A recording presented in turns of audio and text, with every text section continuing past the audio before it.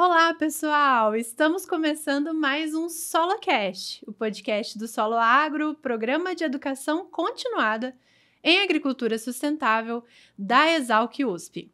Eu sou Thaís Polizel e hoje o nosso tema vai ser uso de extratos de algas na agricultura. Começa agora, SoloCast, o podcast do Solo Agro, que traz de uma forma fácil para você ouvinte o conhecimento de especialistas no assunto. Tenho aqui comigo hoje o Marcos Bettini. Olá, Marcos, é um prazer tê-lo aqui conosco hoje. Oi, Thaís, como vai? Que satisfação de estar com vocês também. Estou bem, obrigada. É um prazer tê-lo aqui conosco. Muitíssimo obrigada, realmente, pela sua presença, tá? Vou falar um pouquinho sobre o histórico profissional do Marcos. Ele possui graduação em Engenharia Agronômica pela Exalc USP, mestrado em Ciência do Solo e doutorado em Agronomia pela Universidade Estadual Paulista, a Unesp.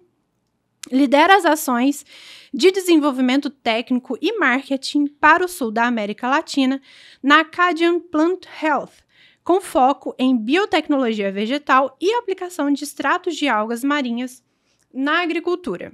Tem experiência nas áreas de fisiologia vegetal, manejo de estresses abióticos e uso de bioestimulantes em sistemas irrigados e não irrigados. Então, para a gente falar um pouquinho aí do uso de extratos de algas, Marcos, a gente vai começar com a pergunta básica, né, para entender o que são, então, os extratos de algas e para que servem. Veja, existem diversos extratos de alga para uso agrícola. Os extratos de alga, eles podem ser feitos dessas diferentes espécies para diferentes finalidades. Por exemplo, tem uma alga muito utilizada na agricultura brasileira, que é o extrato da alga Ascophyllum nodosum, que é um extrato de alga fundamentalmente utilizado para ajudar as plantas a aumentarem a sua tolerância aos estresses ambientais principalmente, seca, alta temperatura, salinidade. E ele é um extrato líquido que é aplicado via pulverização, via fertirrigação, via tratamento de semente.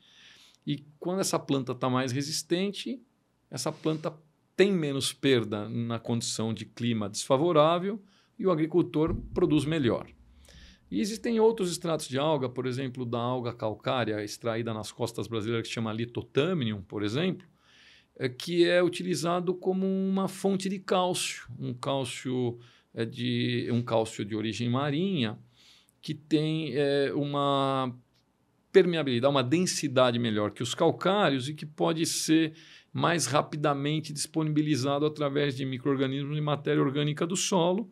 Então, é um cálcio de facilidade de absorção ou de reatividade no solo um pouco mais rápida que o calcário, tem um custo maior, tem o frete.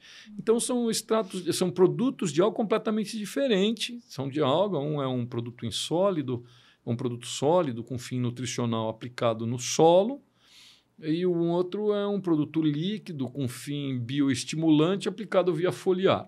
E tem os extratos, por exemplo, dessa outra alga, a Capafix, está sendo produzido aqui na costa brasileira, pegando meio que carona com esse crescimento dos extratos de Ascophyllum nodosum como bioestimulante e que está entrando no mercado como um complemento. Parece que as ações não são tão potentes, mas tem a vantagem de ter uma produção local e com menos limitação de quantidade. Há extratos de microalgas produzidos em fotobioreatores, há outras espécies de alga da costa sul-africana, do mar tropical, Sargassum, e outras. Mas, de verdade, as que são mais utilizadas pela agricultura brasileira são os extratos da alga Ascophyllum nodosum, que nasce na costa canadense, numa condição de variação de maré. Essa alga é submetida a estresses ambientais. Nessa condição, ela tem alguns compostos importantes que ajudam essas plantas a resistirem mais aos estresses. Também é importante dizer que os extratos de alga precisam ter controle de qualidade de matéria-prima, processos de extração que garantam que os benefícios que estão na matéria-prima fiquem no produto final e trabalho de controle de qualidade da fábrica, para que o produto seja uniforme lote a lote, e pesquisa agronômica e de campo que ensine ou que demonstre a melhor forma de usar, que brinde resultado econômico ao agricultor. Certo, Marcos. E, assim, eu fiquei pensando, quando que a indústria começou, né, com essa produção dos extratos? E como que tem sido a aceitação dos agricultores em relação ao uso, né? Eu não sei muito bem se a gente fala bioestimulantes ou biofertilizantes, né? Comenta um pouquinho com a gente desse histórico e também de como tem sido essa aceitação dos produtores, há quanto tempo, né, tem sido utilizado aí na agricultura brasileira. Na agricultura brasileira, em torno de 20 anos, eu particularmente estou há 18 anos numa empresa que é líder nesse segmento de extratos de alga, a empresa canadense Acadian. E antes da Acadian tinha uma empresa outra que utilizavam extratos de outras algas também, então um pouquinho mais de 20 anos no máximo. A indústria global de extratos de alga, ela começou para os usos de alga em outros fins, fins industriais como espessantes, clarificantes, coagulantes. Normalmente o efeito gel da alga, de sequestrar água, de dar essa característica de sorvete, de uso em shampoos, em filtragem de cerveja, agar. Quer dizer, então são colóides. Os extratos de alga, em geral, estão associados à ação coloidal. Mas para a agricultura, o uso é antiquíssimo. Começou com os criadores de gado das regiões costeiras do Atlântico Norte, notadamente França, Irlanda, Inglaterra, Canadá. Eles colhiam as algas das costas das praias, aplicavam isso como cama de gado, o gado comia parte dessas algas, o esterco desse gado com essa cama de gado ia para recuperar as hortas e os jardins das senhoras. E eles percebiam esse efeito de esse composto entre alga e esterco de cama de gado recuperava os jardins. Nota que na praia o jardim está sofrendo salinidade e tal. Então, esse uso tem 300 ou 400 anos, é antigo, nessas costas europeias.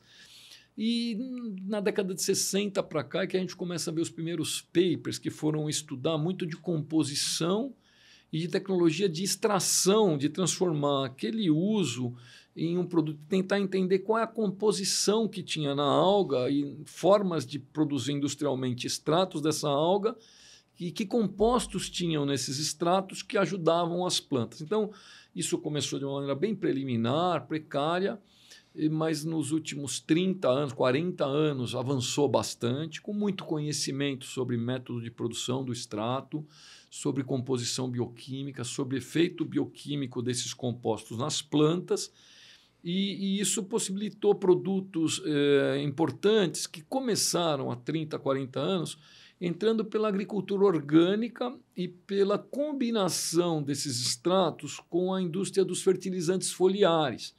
Porque os extratos de alga têm uma característica de complexação de cátions, de nutrientes, de metais bivalentes e monovalentes, os cátions nutricionais das plantas.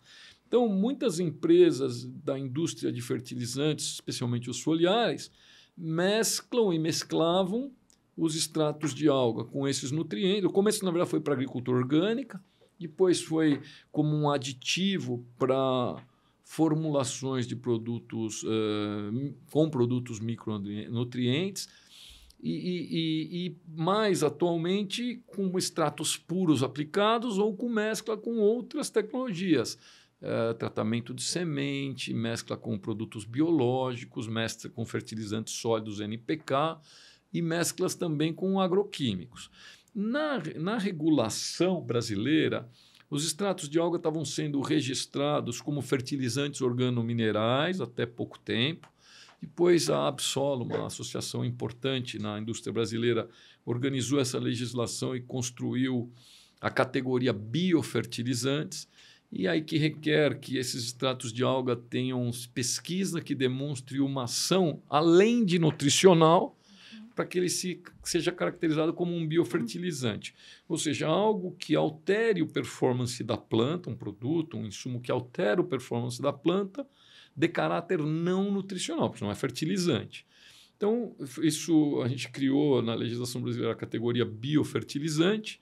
Em paralelo, o mundo também tinha um limbo de regulatório entre o que era fertilizante e o que era defensivo e construiu a categoria bioestimulantes. Então, o termo bioestimulante está certo do ponto de vista técnico geral, global, que é essa ideia de promover alterações na planta sob caráter não nutricional, algo que não seja nutriente, mas que melhore o performance da planta, altere o performance da planta, cresce mais raiz, resiste mais à seca, aflora mais rápido, mas quando o efeito não está associado a nutrientes. E aqui no Brasil a gente chama, sob a legislação local, de biofertilizante. Certo. Nossa, muito bom. Eu não fazia muita ideia dessas questões mais aprofundadas legislativas, né? Sabia que tinha uma diferença, mas não sabia tão a fundo assim como você nos explicou. Agora, falando na questão prática ali, bioquímica, né? Você falou um pouquinho antes, no começo da nossa conversa, mas quais que seriam esses principais compostos, né, bioativos que estão presentes nesses extratos de algas, principalmente na espécie que é mais utilizada hoje em dia na agricultura?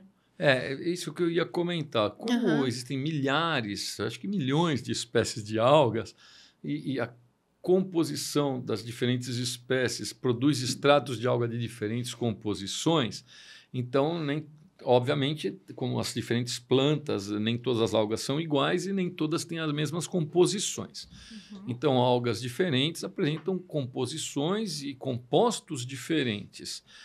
Na alga mais utilizada, que é a alga Ascophyllonodosum, que a gente conhece bem, a gente sabe que os extratos dessa alga são uma matriz complexa de diferentes compostos orgânicos.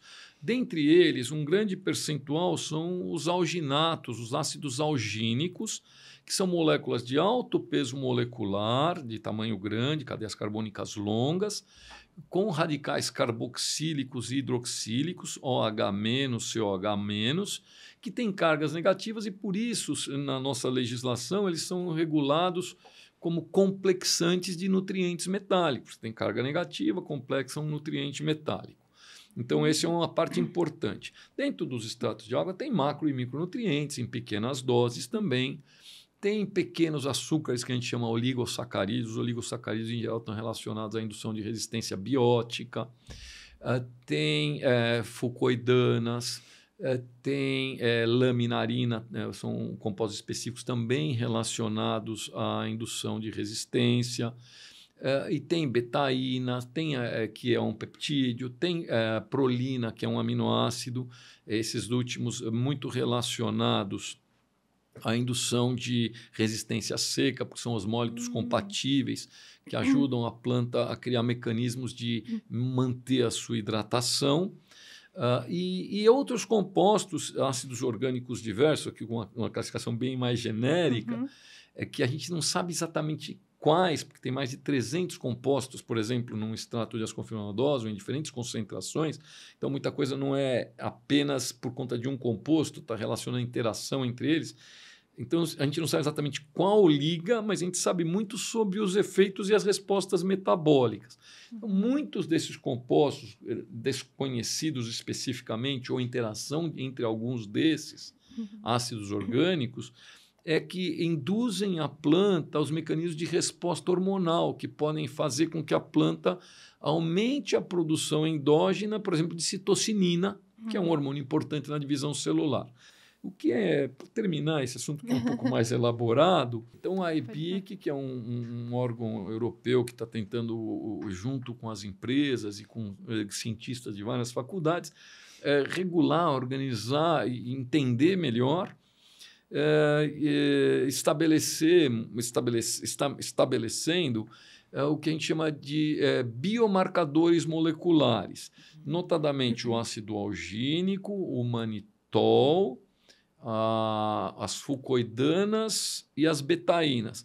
Então, considerando que essas moléculas presentes no extrato de alga são importantes relacionadas aos efeitos, vai ser possível que os técnicos, as empresas, os produtos sejam analisados e comparados em função de ter ou não ter, quanto tem de cada uma delas, para dar uma regulamentada e um cuidado maior na qualidade e na comparação e na clareza sobre a composição dos extratos de alga. Nossa, quanta coisa! É muita informação em apenas uma espécie, né? Ali a gente... Não, as outras espécies também têm algumas dessas moléculas em maior ou menor concentração, mas é que essa espécie, Ascophyllum, é a mais importante, a mais utilizada, deve estar em torno de 80% do uso mercado. E da importância. Legal. E assim, de forma mais fisiológica, né? Na planta, como que esses extratos vão modular, então, a resposta ao estresse, por exemplo, hídrico ou salino? Porque hoje em dia a gente sabe que é algo muito procurado, né, pelos produtores das grandes culturas no Brasil. Antes o que se acreditava é que dentro dos extratos de alga existiam os hormônios vegetais, né? Então existia conteúdos interessantes de citocinina, de auxina, e que os efeitos desses extratos de alga estavam diretamente associados aos conteúdos ali desses hormônios vegetais presentes. A ciência de hoje entende que não é assim. Então, quando se mede os extratos de alga do mercado, não só os de Ascophyllum nodosum, os de Eclonia, os de Capaficus, ou de outras espécies de alga, se verifica teores de hormônios vegetais tão pequenos que não justificariam os efeitos. Portanto, o que se foi entendendo é que não só alguns compostos que estão ali, mas esses compostos biomarcadores, como o ácido algínico, o manitol, as fucoidanas, laminarinas, betaínas, fazem com que a planta responda a elas, alterando sua expressão gênica. Mais ou menos, ela liga alguns genes e desliga outros genes. No caso da citocinina, por exemplo, a aplicação do extrato de Ascophyllum nodosum desperta, depois de 24 horas, a maior expressão dos genes de síntese, de produção de citocinina, e a repressão dos genes de catálise, de destruição de citocinina. Então, a planta que recebeu o extrato de alga, depois de 24 horas, ela começa a ligar a sua fábrica de produzir mais citocinina, atrasar a fábrica de quebrar a citocinina, e isso dura por até 7 dias. Então, tem ciência mostrando que, sim, compostos que não se sabe exatamente quais, presentes nos extratos de alga, ativam o mecanismo genético, modulam o mecanismo genético das plantas para produzir, nesse caso, mais citocinina por mais tempo, por um determinado tempo. Para o caso do estresse salino e do estresse hídrico, a citocinina também é um composto importante, porque ele muda a permeabilidade de membrana, doação de medida. Então, tem alguns aspectos relacionados a isso, mas outros compostos, especialmente como betaínas, manitol, prolina, ou presentes no extrato de alga, e aí é uma ação direta de conteúdo do produto, ou através de modulação gênica, estímulo do que tem ali, fazendo a planta produzir mais, ajudam que essa planta aumente a produção dos seus antioxidantes, aumente a produção desses osmólitos compatíveis, betaína, prolina, super medido isso já pela ciência, no interior do citoplasma. O maior conteúdo desses produtos no citoplasma faz com que essa planta armazene mais água, tenha uma célula mais túrgida, numa condição de salinidade ou de seca, e ela, com mais turgidez, no ambiente seco e salino, ela perde menos água que a planta que não recebeu o extrato de alga, portanto, ela fica mais resistente ao estresse hídrico e salino, diminuindo a perda do agricultor por conta desses efeitos.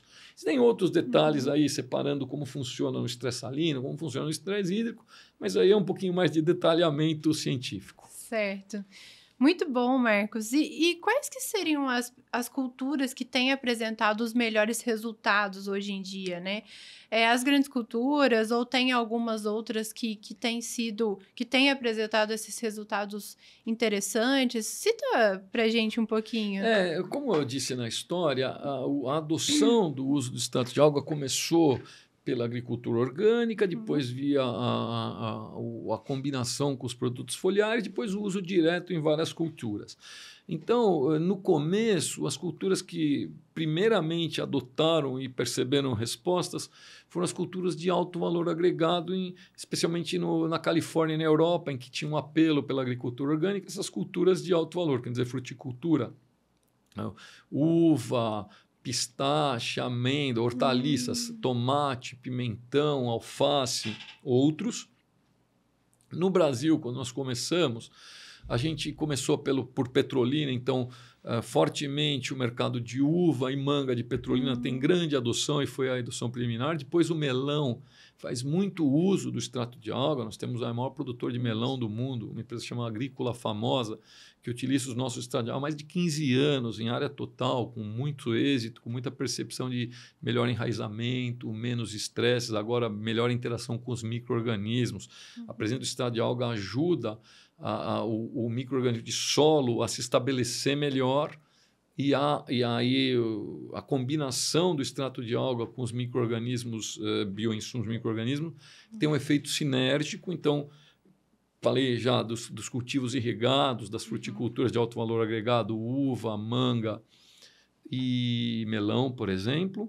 Mas o grande êxito que aumentou muito a adoção e que traz a reputação atual dessa tecnologia no mercado é que a gente conseguiu, isso especialmente no Brasil, fazer com que essa adoção se amplificasse desses cultivos de alto valor agregado para os cultivos extensivos, notadamente soja, milho, cana, café, que são algodão, que são os grandes cultivos nacionais, e com uma expressão de uso muito boa, não para melhorar tanto a qualidade da fruta ou a resistência da fruta, mas para diminuir a perda do agricultor com seca, com frio, com calor, e combinando essa tecnologia com os micronutrientes e também agora com os bioinsumos.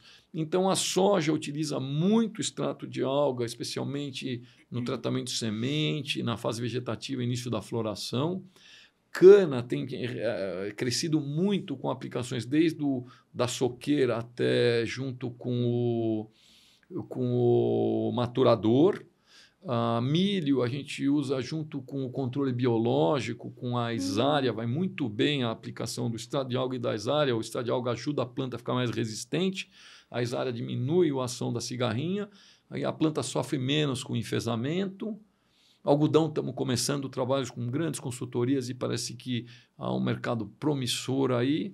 E o café tem sido um êxito há mais de 15 anos, num momento muito bom que passa o café, e agora muita adoção do uso aplicado via solo, junto com micro-organismos também. Eu já ia entrar nesse aspecto, né? Se o modo de aplicação dos extratos de alga tem alguma diferença na eficácia ali desses produtos, né?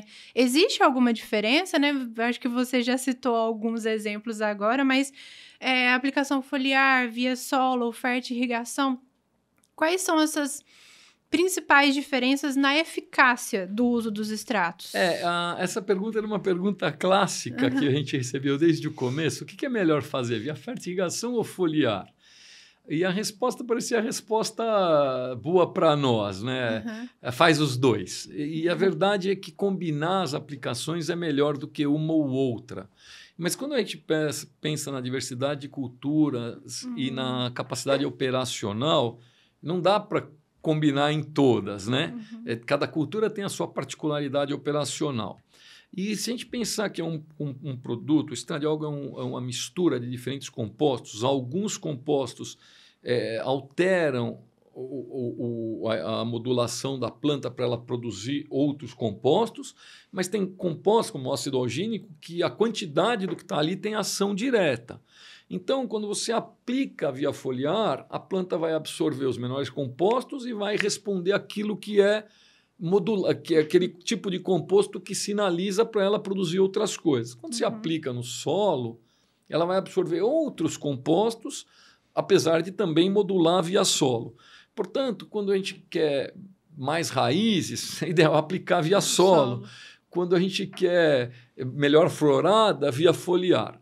Para dar um exemplo disso que eu expliquei de forma mais prática, por exemplo, na uva irrigada de petrolina, as aplicações fazem 2, 4, 6 aplicações via solo, nas épocas que a planta precisa enraizar mais, pós-poda, florada, etc., e diversas aplicações foliares, desde a brotação até antes de madurar, por exemplo. Então, aí combinam-se as duas modalidades, fertirrigação e foliar.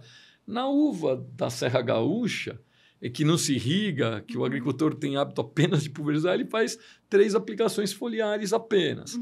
Na soja, faz tratamento de semente, aplicações foliares, não faz aplicação via solo ainda. Agora está saindo da tratamento de semente para aplicar no suco de plantio. Tem muitos agricultores que já estão comprando o micro-organismo, o extrato úmico, até o NPK já impregnado com extrato de alga, aplicando no suco de plantio.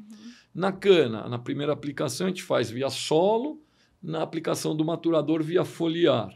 Então, a mensagem principal, o produto é versátil, pode ser aplicado via tratamento de semente, na hidroponia, via solo, jato dirigido, junto com fertilizantes e via foliar. E para cada cultivo e para cada objetivo é que os protocolos de recomendação de uso foram estudados, entendendo como funciona melhor ao melhor custo-benefício e aí focalizando aquela forma de aplicação e a momento de aplicação que dá a maior resposta para o agricultor. Muito bom, Marcos. Esse nosso papo, para mim, foi extremamente novo. Acredito que para quem está nos assistindo, nos ouvindo também.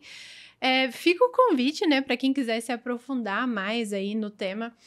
O Marcos Bettini, ele é um dos nossos docentes do Solo Agro, né? Se caso você estiver interessado ou interessada em se tornar um dos nossos alunos, acesse o nosso site, que é www.soloagro.com.br e fique de olho aí nas nossas especializações para quem sabe, né, se tornar aluno ou aluna do Marcos Bettini. E para a gente agora ir seguindo para o final da nossa conversa, Marcos, a gente vai entrar num quadro para entender um pouquinho o que o Marcos faz fora da profissão, né? Vem aí o Porteira Aberta. Porteira Aberta.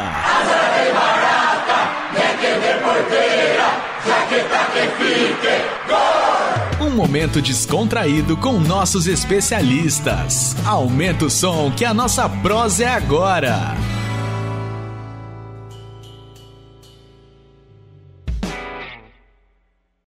No Porteira Aberta de hoje, eu conversei com o Marcos nos bastidores e ele falou que ele tem um hobby muito interessante. Achei bem peculiar, bem diferente. Ele gosta, então, de mexer com aquários, é isso? Gosta de trabalhar um pouquinho ali com os aquários, os diferentes espécies de peixes. Como que é isso? Conta um pouquinho pra gente, Marcos. Eu gosto de coleções em geral, especialmente de plantas e agora de peixes. Na verdade, Olha, desde pequeno eu adorava ter os peixinhos, os aquários. Eu não sabia fazer bem, eles morriam na minha mão. E depois, quando fui insistindo, fui aprendendo. E eu ia nas lojas de peixes e eu não queria ter um ou outro, eu queria ter de todos. Só que você não pode pôr todos os tipos de peixe no mesmo aquário. Uns morrem, outros matam, precisa de um pH. E durante a Covid eu ficava em casa, não tinha muito o que fazer, eu decidi fazer a minha loja de peixes em casa. Olha que legal. A esposa ficou um pouco brava, porque são uma caixa d'água de 1.500 litros, que eu tenho peixes maiores, tenho cascudos, eu tenho pirampebas, que é um tipo de pacu menor. Eu tenho uns ciclídeos, que é um tipo de tilápia ornamental que reproduz para caramba. Então, eu tenho que ter uns carnívoros para comer o excesso de filhotes. Então, um aquário maior, de 1.500 litros. E tem outros aquários médios, a grandes, de 400, 300 litros, que aí eu tenho um aquário de peixes amazônicos, o neon, o rodóspero, que são lindos. São cardumes enormes que são fosforescentes e brilham. Mas esses tem que tomar mais cuidado, o pH mais controlado. Eu tenho lebistes, já fiz melhoramento. Melhoramento não, seleção, né? Então eu comprava as matrizes de o Full Red, o Full Black, o Moscow Blue. Então, diferentes linhagens e tinha os casais e ia jogando fora os que eram mais os vira-latas, dava de comida para os outros, um pouco cruel, para ter as linhagens. Depois eu dei uma abandonada, eles misturaram tudo, tem um vira-latão lá super resistente, todo tipo de cores. Então eu faço. A mulher fica brava, porque eu, de vez em quando no sábado eu tenho que ficar lavando aquário, junta alga, fica verde. Que legal. Uma vez ou outra queima bomba, morre um peixe, sai correndo para arrumar, etc. E tem a ver um pouco então com as algas. Tem, eu também. Tem no final. Acaba entrando. No final eu comecei por umas águas de alga doce também, porque aí comecei a trabalhar com as algas, os peixes e as algas se aproximaram. E tem também a parte das plantas, né? Alguns bonsais, alguma coisa assim, né? Eu sou agrônomo, fiz colégio agrícola, adoro as plantas, adoro entender o crescimento, a reprodução, enxertar, a auporquia. E aí fico impressionado com as cores, com a variação, com a beleza. E eu gosto de... Eu tenho um problema, porque eu gosto das plantas e os vasos não são tão caprichados. Às vezes é um pedaço de plástico, um saquinho preto. A mulher queria que fosse mais elegante. Mais bonitinho. E eu gosto das coleções. Então eu tenho coleções de antúrios, de quase todas as cores. Eu tenho coleções de orquídeas. Que bacana. Eu tenho coleções... Eu tenho mais de 80 tipos diferentes de cactos e suculentas. E agora estou fascinado com as rosas do deserto, que eu podo, hibrido, reproduzo. Olha. E que meus amigos lá da Agrícola Famosa, que são os grandes produtores de novas variedades, toda vez que eu vou lá trago 2 ou 3 e vou fazendo à beira da piscina uma coleção. Um jardim. A borda da piscina tem 20 diferentes cores e formatos de rosas do deserto que eu trouxe do pessoal lá da Top Plant de Mossoró. Que legal. Nossa, que hobby bacana, né? Para agrônomos é uma delícia, eu gosto. Não me toma muito tempo, para mim eu estou ali me divertindo, não é trabalhoso. Muito bom. Marcos, excelente conversa que nós tivemos aqui. Acredito que o pessoal de casa também deve ter adorado. Agradeço muitíssimo a sua presença e fica aí o convite para novas conversas aí sobre extratos de algas e, quem sabe, outros temas. Muito obrigado, Thaís. Obrigado ao Solo Agro, ao SoloCast. E espero que tenha trazido um pouco de informação para o público. Obrigado a todos. Excelente. E você que está nos ouvindo e nos assistindo, fiquem ligados que nós teremos mais episódios do nosso SoloCast. Tchau! Você ouviu SoloCast, o podcast do Solo Agro. Solo Agro é o programa de educação continuada em agricultura sustentável da Exalc USP. Saiba mais nas nossas redes sociais, @soloagro, solo com 2 Ls. Obrigado e até a próxima!